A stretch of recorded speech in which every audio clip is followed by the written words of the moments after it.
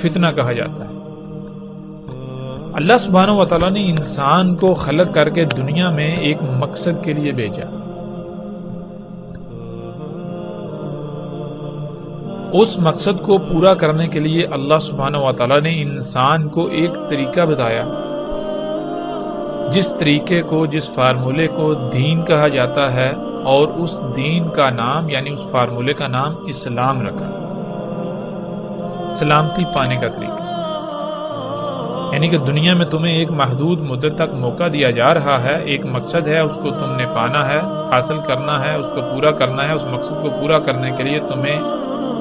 یہ طریقہ کام آئے گا، اس طریقے پر عمل کرتے ہوئے تم اس مقصد کو پورا کر لو گے۔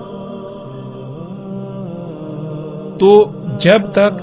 دنیا میں صرف وہی ایک فارمولا، وہی ایک دین رہے گا تو کوئی فتنہ نہیں، یعنی کوئی امتحان نہیں۔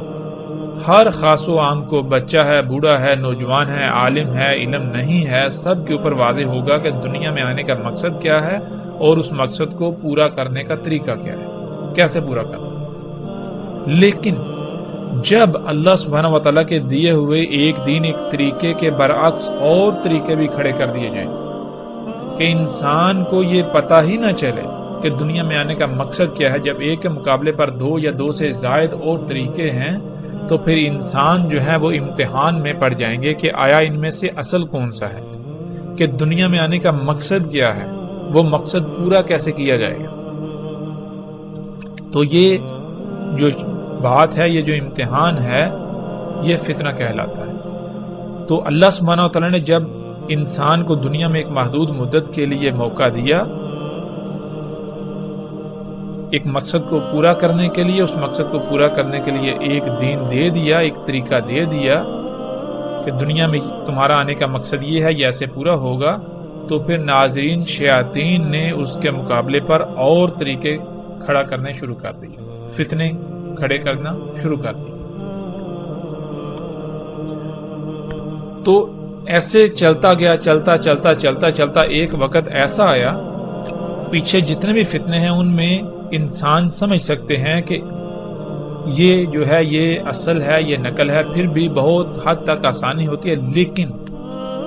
جو ان میں سب سے بڑا فتنہ ہے، جو دجال کا فتنہ ہے، جب وہ آ جائے تو پھر انسانوں کی اکثریت جو ہے وہ اس کو پہچان نہیں پاتی۔ اس وجہ سے اسے اعظم کہا گیا کہ اگر فتنوں میں سے اس فتنے کو نکال دیا جائے تو پیچھے فتنوں کی باقی جتنے بھی فتنے ہیں ان کی اہمیت و حیثیت بالکل ایسی رہ جائے گی جیسے کہ جسم سے ہڈی نکال دی جائے تو پیچھے جو جسم کی اہمیت و حیثیت رہ جائے۔ تو آج ناظرین ہم دیکھیں کہ اگر آپ کسی سے پوچھیں یا اپنے آپ سے سوال کریں کہ دنیا میں آنے کا مقصد کیا ہے، تو آپ کے نزدیک اس کا جواب کیا ہوگا؟ اس مقصد کو پورا کرنے کا طریقہ کیا ہے؟ کسی سے بھی سوال کریں، سوال کرنے کی ضرورت ہی نہیں ہے۔ اگر آج ہم انسانوں کو دیکھیں تو ہر انسان آج حیات الدنیا کے پیچھے بھاگ رہا ہے۔ یہاں تک کہ جب کسی کے ہاں کوئی بچہ پیدا ہوتا ہے تو جیسے ہی بچہ پیدا ہوتا ہے اسی وقت والدین کے دل میں یہ خواہش پیدا ہوتی ہے کہ ہم اس کو بڑا جب یہ ہوگا تو اس کو ڈاکٹر بنائیں گے، اس کو انجینئر بنائیں گے، اس کو سائنٹسٹ بنائیں گے، فزسٹ بنائیں گے، کیمسٹ بنائیں گے، یہ فلاں بزنس کرے گا، یہ ایجادات کرے گا، یہ کوئی شہد دریافت کرے گا۔ تو ناظرین یہی تو وہ فتنہ ہے، یہی تو فتنہ دجال ہے۔ آج ہر انسان کی دنیا میں زندگی کا مقصد ہی یہ بن چکا ہے، یہ ایجادات کرنا، ان ایجادات کا حصول، اور دنیا میں آنے کا مقصد کیا ہے وہ کسی کو علم نہیں، سب بھول چکے ہوئے ہیں۔ آج کا انسان کہتے ہیں جس کو اس کی حقیقت، اس کا ماضی بلا دیا گیا۔ تو آج کا انسان بھی اعظم انسان ہے، یعنی کہ ایسا بھولا ہوا ہے، ایسا بھولا ہوا کہ اگر اس بھولے ہوئے کو نکال دیا جائے تو پیچھے بھولے ہوئے کی کوئی اہمیت و حیثیت رہے گی نہیں، اتنا بڑا بھولا ہوا۔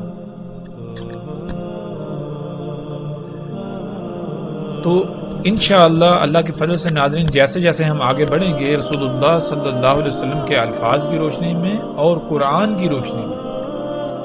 دجال کیا ہے ہم ہر پہلو سے ہر لحاظ سے ہر بات کو کھولتے چلے جائیں گے، واضح کرتے چلے جائیں گے۔